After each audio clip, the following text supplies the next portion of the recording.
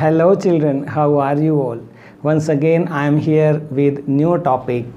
Looking at these images, can you guess which topic that we are going to discuss today? Yes, you rightly guessed. This is the 100 dresses for 10th class. Yes, your lesson 5 from first flight. If we look at the title of the lesson, क्या idea आपको आ रहे हैं कि what this lesson is about? The 100 dresses. Why did the author Eleanor Estes has named the title या lesson has named the lesson as the 100 dresses? क्या idea आपको आ रहा है? 100 ड्रेसेस में क्या है? Is it that someone is having 100 dresses in her और हिज वार्डरोब, और is it that we are going for A shopping? क्या ये कोई ऐसी कहानी है या हम शॉपिंग पर जा रहे हैं? शॉपिंग का आइडिया आ रहा है आपको? 100 ड्रेसेस आज खरीदनी है हमने? नहीं, ऐसा नहीं है. It is a story of A poor girl Wanda and her insistence that she is having 100 dresses. A poor girl with 100 dresses? I ask you, how many dresses do you have in your closet? When I was in 9th and 10th, I was having just 2 or 3 function पे डालने की. हाँ, uniform ज़रूर हुआ करती थी. That was in 1990. तो आज आप बताइए, गो टू कमेंट सेक्शन कि आपके पास कितनी ड्रेसेस हैं आपके अलमीरा में. यस, जो आपके पापा ने लेकर दी हैं पार्टी की, सारी टोटल बताइए. ठीक है, तो ये कैसा क्लेम है उसका? When others know that she is lying. She is not having 100 dresses. But why was she all the time saying that she has 100 dresses, all lined up, all different colors in her closet, lined up, line में लगी हुई? This is very interesting story, and this title is the main subject. These 100 dresses is the main subject around which the story revolves. Hence we can say that title is very much appropriate. And let's talk about the author also, Alcester. She was an American children's author, and her book Ginger Pie got Newbery Medal in 1951. That great story writer, we are going to discuss one of her stories. So another book of hers, The Muppets, got Lewis Carroll Shelf Award in 1961, and this story, The 100 Dress Honor, it was awarded Newbery Honor in 1945, and in 2004 this book was considered as a common read aloud book for school children. It was considered as best book. So you are going to study this great story by Alcester. And this story is based on an incident from her own childhood, that she atoned for staying silent when a peer was being bullied by others. वो बड़ा अफसोस था उसे. उसकी daughter ने को उसने कहा था कि मैं क्या करूं, मैं क्या कर सकती हूं, तो मैं एक बुक तो लिख ही सकती हूं ना इस टॉपिक पे. तो ये बुक निकल कर आई थी 100 ड्रेसेस, जिसको आज हम अध्ययन करने वाले हैं. ठीक है, सो अगर हम देखें कहानी में क्या है, तो वन इज़ की बुलिंग, जो दादा टाइप आपकी भी क्लास में होंगे students. Can you name 2 or 3 such boys और गर्ल्स जो बुली टाइप हैं, दादा टाइप होते हैं? और तो आप याद कीजिए. तो ये कहानी, और कमेंट सेक्शन में आप बताइए उनके नाम अपनी क्लास के जो बुलीज़ हैं, और कमेंट सेक्शन में लिख दीजिए. हम ज़रूर जानना चाहेंगे, वे भी जानना चाहेंगे. ठीक है, ये बात करती है कहानी बुलीज़ की भी. बुलिंग, और we can say in another words ragging, due to which जो है बहुत सारा टैलेंट हमारा वेस्ट हो जाता है, बच्चे सुसाइड कर लेते हैं. So bullying is quite humiliating and disheartening as well. क्योंकि what is in it to make others feel down? So I remember one saying by Irwin Himmel here, that no one has ever made himself great by showing how small is someone else. किसी को नीचा दिखाकर अपने आप को आप महान जो है साबित नहीं कर सकते. तो ऐसा ही बुलिंग के बारे में ये क्वेश्चन जो यहाँ पर उठाया गया है इस कहानी में, वेरी इंटरेस्टिंग. और इमिग्रेंट्स की जो प्रॉब्लम होती है कि क्या नेटिव जो वहाँ के रेजिडेंट्स हैं, नेटिव्स हैं, कैसा व्यवहार उनके साथ करते हैं। तो दे जो है वेंडा एक लड़की की जो कहानी है ना, उसका नाम जो उन्हें बड़ा वियर्ड लगता है, स्ट्रेंज लगता है उसको प्रोनाउंस करने में उन्हें, तो इस कारण भी वो उसका एक तरह से मॉक करते हैं। डिस्क्रिमिनेशन यहाँ पर इमिग्रेंट्स के साथ किया जाता है on the base of creed, caste and exploit उन्हें किया जाता है। यहाँ पर भी देखिएगा कि एक टारगेट बनाया जा रहा है एक लड़की को, because she is a polish girl, है ना, तो her name is different from others, which seems weird to those American students. They ridiculed that poor girl for being poor, that she is living in slums, and that she was having just one blue faded dress, है ना, तो because she was little different from others, तो वो एक तरह से target ही बन जाती है उनका। तो यहाँ पर ये दिखाया गया है कि हाउ जो है इमिग्रेशन की प्रॉब्लम है, नेटिव कैसा उनसे बिहेव करते हैं, यहाँ पर ये भी उठाया गया है। और ये है कि we should not make opinions about other peoples on the basis of what they possess or their appearances. See, appearance can be deceptive many times. And how do you judge people around you? Tell me, go to comment section. Is it by their money, by their wealth, or their possessions? No, this is not a good parameter to judge one, to assess someone. So remember that appearances are deceptive. Do not judge one from dress, possession. There is something more enduring to look for in a person. जैसे Wanda में भी वो तो उसका dress ही देखते हैं, लेकिन finally उन्हें सबको रिग्रेट होता है। They all are remorseful for being so rude with her, है ना, तो उसका हमने मजाक उड़ाया क्योंकि उसका नाम फनी था। ठीक है, एक और बात होती है कि जो क्रिएटिविटी है एंड टैलेंट जो है दैट गो अननोटिस्ड।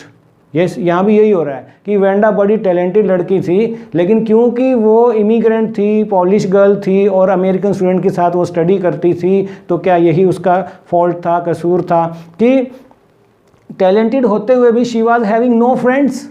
ऐसा होता है क्या? Just because she was Polish origin she was not having any friends?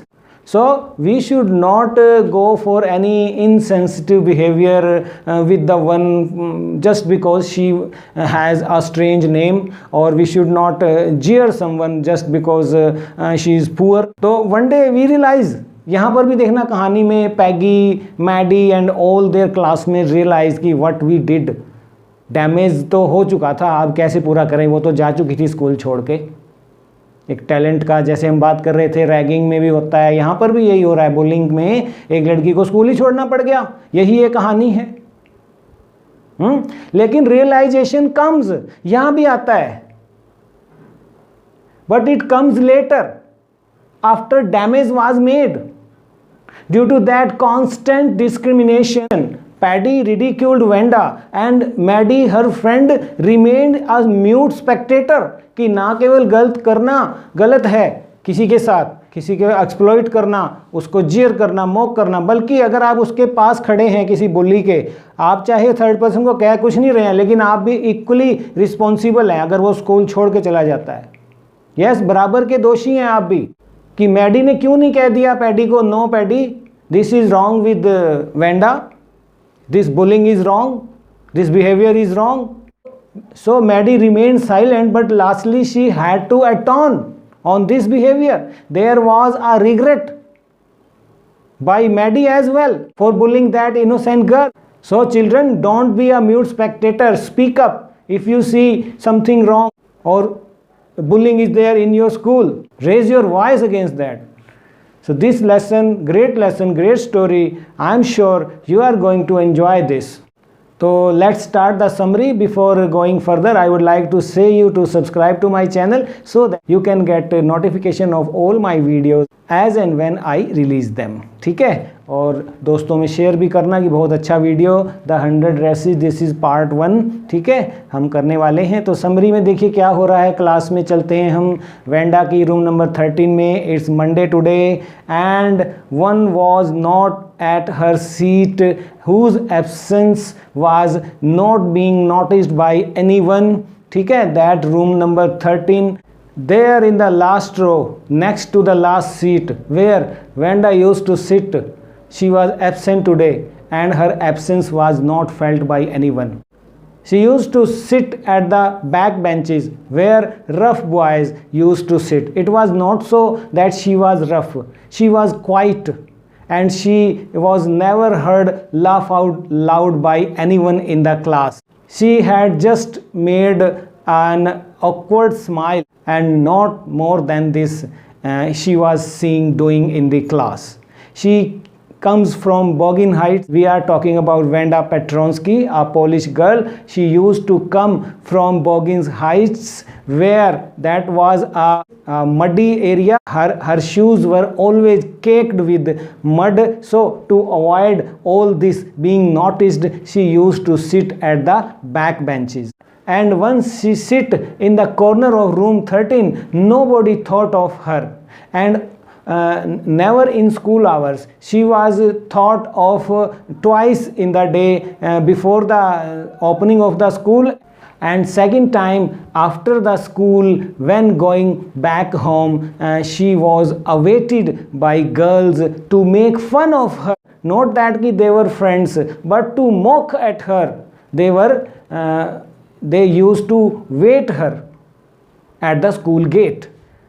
So Monday she was not there, and on Tuesday next day also she was not there, and her absence today also was not noticed by anyone. But on Wednesday, as Peggy and Maddie waited for her at the gate, and that made them late to school, so today they were feeling the absence of Wanda. Where was she? आज भी वो क्यों नहीं आई? It was just because today they waited at the school gate to make fun of her, which made them late for school. That's why they were noticing her absence. Those two girls, especially Peggy and Maddie, who were front benchers, who scored good marks all the time, and who were coming to school without mud on their shoes.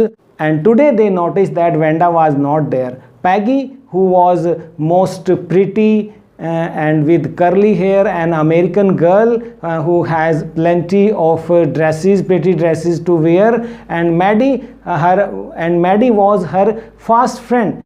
They both, Peggy and Maddie, used to wait for Wanda to come so that they can make fun of her. So these two girls, especially Peggy and Maddie, were waiting for her to make fun of her, that girl who used to come from Bogin Heights, Wanda Petronsky, and no name was like that in their class in room number 30. As weird it was considered by all classmates, Wanda Petronsky. All names were easy to say. Names were like Thomas, Smith, Ellen, and Willie Bounce. Willie Bounce was a bit weird, but not as weird it was considered as the name Wanda Petronsky. And she used to wear that blue faded, ill-fitting faded dress, though that dress used to be clean but not properly ironed. So she was not having any friend. Wanda was not having any friend, but a lot of girls used to talk to her, and especially in playground while she was watching hopscotch being played by little girls. Many girls surrounded her in playground, where Peggy starts her that teasing game with Wanda. Peggy there courteously asked Wanda, nudging her friends, how many dresses in closet do you have? तो वो उस पर जवाब देती थी Wanda कि 100. And not believing this, all girls hopscotch game there stopped playing that game, और वो उसको सुनने लग जाती थी कि yes 100 and all are lined up in my closet. तो इस पर जो है पैगी और भी उसको टीज करती हुई और क्वेश्चन करती है कि they must be all silk, तो वो कहती है yes all silk, and all colors, कहती है yes all color, and few of them are velvet too, कहती हाँ yes velvet too, all lined up in my closet.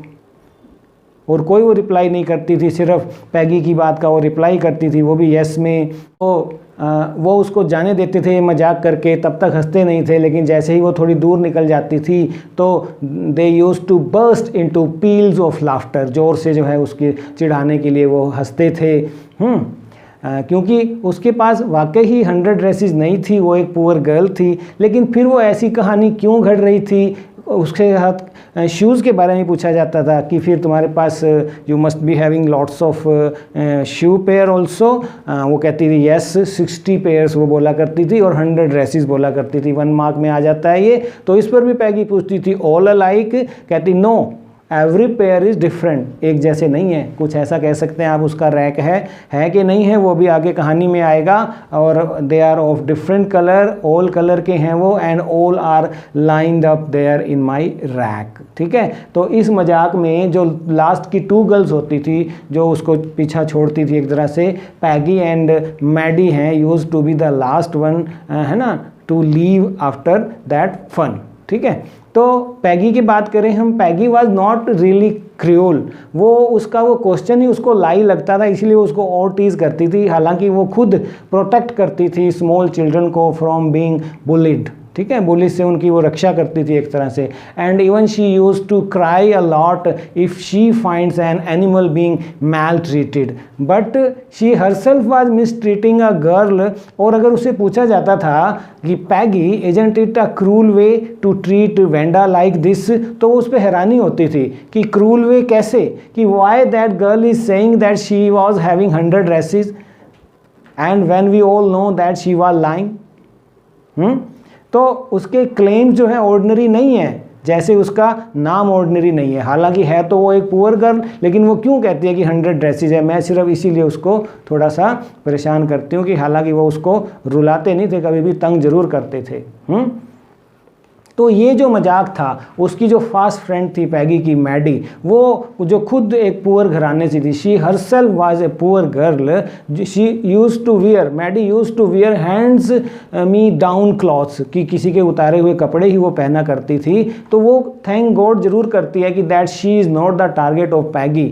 जैसे वो वेंडा का जो टारगेट बना हुआ है, वेंडा शुक्र है कि मैं नहीं हूँ, हालांकि गरीब मैं भी हूँ। वो एम्बेरेस्ड फील करती थी, वो सॉरी फील करती थी कि काश जो है जो पैगी है वेंडा को इस तरह से टीज करना, मॉक करना, उसका मेकिंग फन ऑफ हर करना वो छोड़ दे। वो अफसोस करती है इस बात पे कि उसमें इतनी हिम्मत क्यों नहीं है कि वो पैगी को उसकी बुली करने से रोक पाए, वेंडा को टीज करने से, उसका मजाक उड़ाने से रोक पाए। वो प्रे करती है कि I should have this nerve to stop Peggy from doing so.